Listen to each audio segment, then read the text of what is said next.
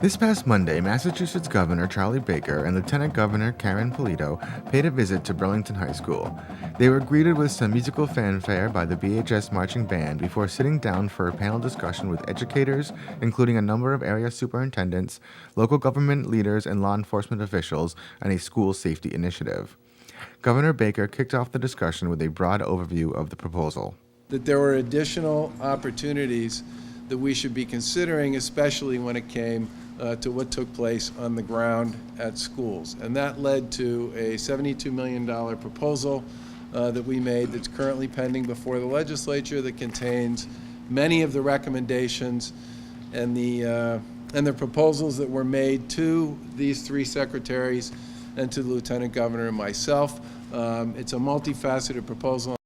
Included in the budget proposal is $40 million for school districts to hire additional social workers, mental health counselors, and psychologists, $20 million in matching grants for security and communication upgrades in K-12 schools and at public colleges and universities, $4 million for school resource officers, and $2.4 million for a tip line, among other items.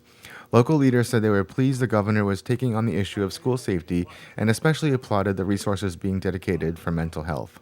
Again, I think what research is telling us and what we sort of know and experience every day is kids have to learn those behaviors. So their social and emotional growth is just as important as their academic development.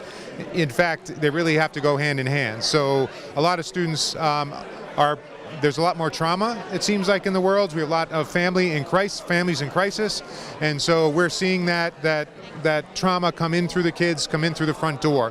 So we need to have supports for kids. Our teachers need support in their classrooms. They need some additional training, and we just need to keep up with student needs in the community. I think it's a very important topic. I'm glad the governor and hopefully the legislature are taking it seriously. The funds that they are bringing forward for both school security, mental health issues, identifying perhaps someone that could have a problem down the road before it becomes a problem, is a very proactive approach. So I applaud the governor. Very important because it addresses the cause of some of the violence that we see. And also, mental health treatment and mental health access is very important because, when someone is suffering from a condition like mental health, it's not like a physical illness where someone just can describe their symptoms and they go to the doctor and they take care of it. This is a little bit more complex, and we need trained people, and we need support for those trained people, and we need support for those families. So this will help in each of these instances. I think what I heard here today was really good. I am really happy to see the focus on treatment, on supporting kids, on providing safe places for them to be, and addressing their needs. Superintendent Conte also spoke about the importance of having a system in place for students to communicate concerns they may have about potential threats.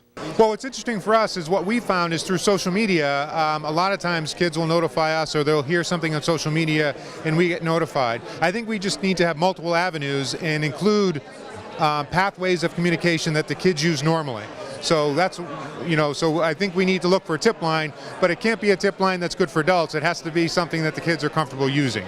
But we really do rely on our kids having good relationships and our kids really wanting to support one another and really try to make a difference. So they do take care of one another. We just have to listen. At Burlington High School, I'm BNEWS Director Rich Hosford.